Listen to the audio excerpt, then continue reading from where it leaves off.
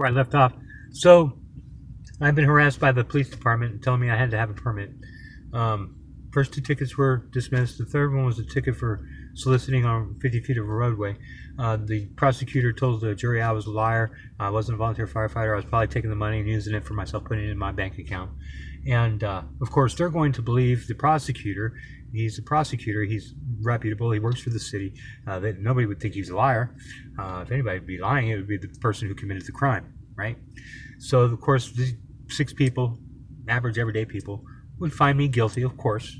And I learned at that point in time that if you are convicted by a jury, the courts of appeal will not overturn a jury's verdict. They figured these 6 or 12 people, depending on municipal or state court. The jurors had heard all the evidence, and the appellate court's not going to be the 13th juror and second guess what all the evidence says and make a ruling and make it different than what the jurors decided. So they will never overturn a jury decision of conviction. Now, they will overturn cases on administrative issues, like the judge made a mistake, admitted evidence that shouldn't have been admitted. There was other issues with the case. Those things will get an appeal, a case overturned, but not based on the facts as they're put into evidence. So, but when the judge makes the ruling and he becomes the jury in a bench trial, the appellate court will look at the entire record, including the trial and the evidence. And they will see, based on the evidence, whether or not the judge's ruling was consistent with the law. Okay?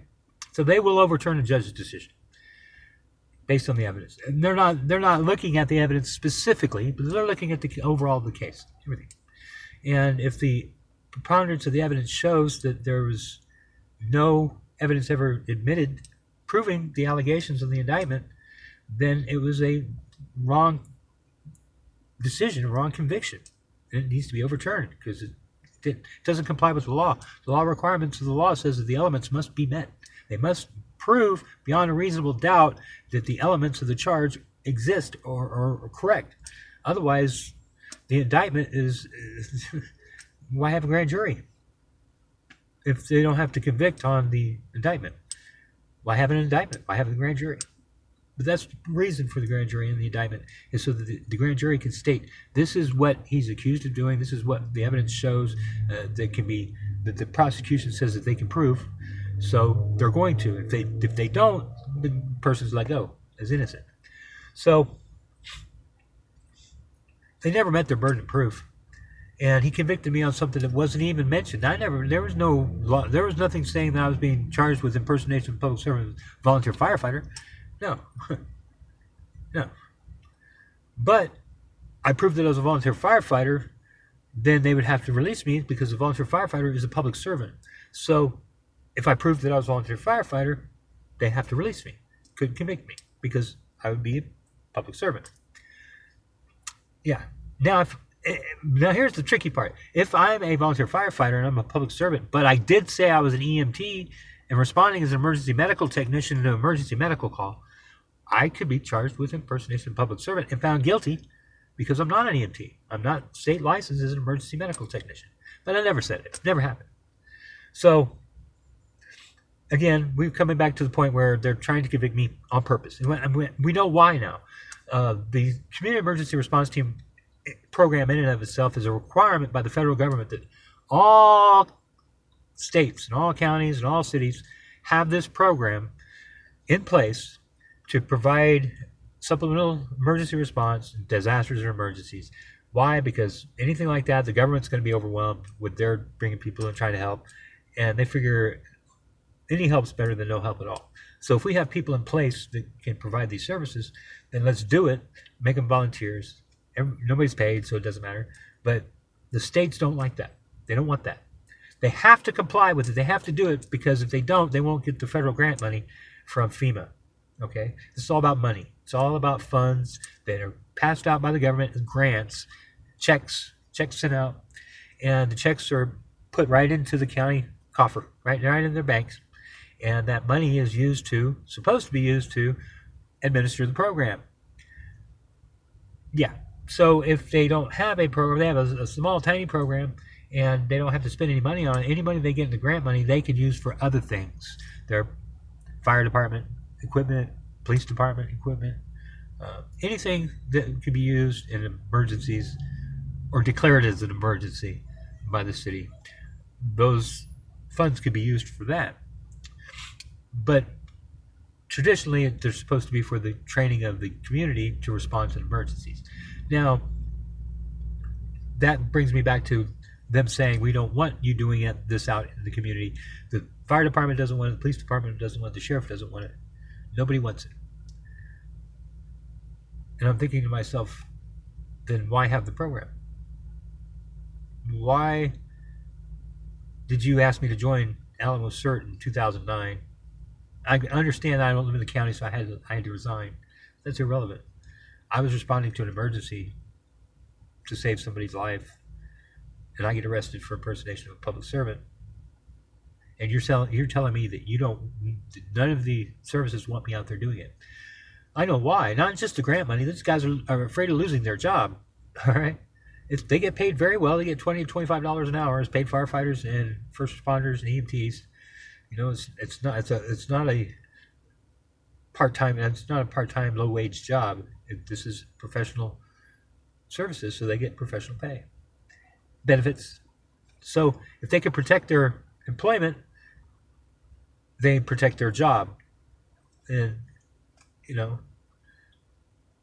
honestly believe that they're afraid that volunteers will push them out of their work. I mean, why would the state and the city and the county pay for these services if there's volunteers that are willing to provide them for nothing, for free, as volunteers? So these guys don't want that. And then it's their unions is what it is. It's the firefighters unions and the police unions. Because they're the ones that are trying to get the legislation passed in Texas, making it a requirement for volunteer firefighters to have a certification, be regulated by the state. As it stands now, it's not. And the executive director on the Firefighters and Fire Marshals Association in Austin specifically said in an interview, and I have the article, that there is no requirement at all in the state of Texas. The legislature's never been able to pass it because they can't get it passed through. They can't even get it out of committee. They're afraid if they make it a requirement that these volunteers will quit. They won't spend the money to go through 300 hours of training. They won't spend money every 2 years to get certified in those costs and expenses because they're not making anything. They're volunteers. Nobody's paying them. Nobody's going to pay for those for them. So it's crazy to think that they would do that, and they don't have to. I mean, honestly. So, because they receive no pay for their services. I receive no pay for my services. Why would I go to class for 300 hours in a college or a university or Texas A&M fire training, for forestry? Why would I do that and have to spend the class time, spend the book time, tuition, everything just to get through classes, and then after that, pay to take the exam. And then if I pass the exam, I pay for the certification every 2 years. There's no incentive for me to, because first of all, I don't make any money, so it's out of my own expense, and it ain't going to happen. So they're worried about losing a lot of firefighters because 70% of firemen in the state of Texas are volunteers, and they're not certified. They might be registered with the Texas Commission, the Texas Fire Marshal Firemen's Association. They might have a membership there, okay, and some of them might even be certified under that commission, under the association. Which is another question. Why would the association be allowed to do certifications? I thought it was only the state that did licensing and certifications for government. So it turns out that if I were to have a certification from the Texas Firemen's Fire Marshals Association, I would be considered a public servant. But because I don't have that one or the one for the Texas Commission on Fire Protection, then I'm not a volunteer firefighter or volunteer fire department. There is no statute that says that. There's no law that says that. There's nothing that says that. Except the judge and a few people who are employees of counties and states who are pushing the narrative that, oh, well, you got to have a certification. If you're not, then you're just impersonating. So we're going to arrest you. Go to jail. Bye.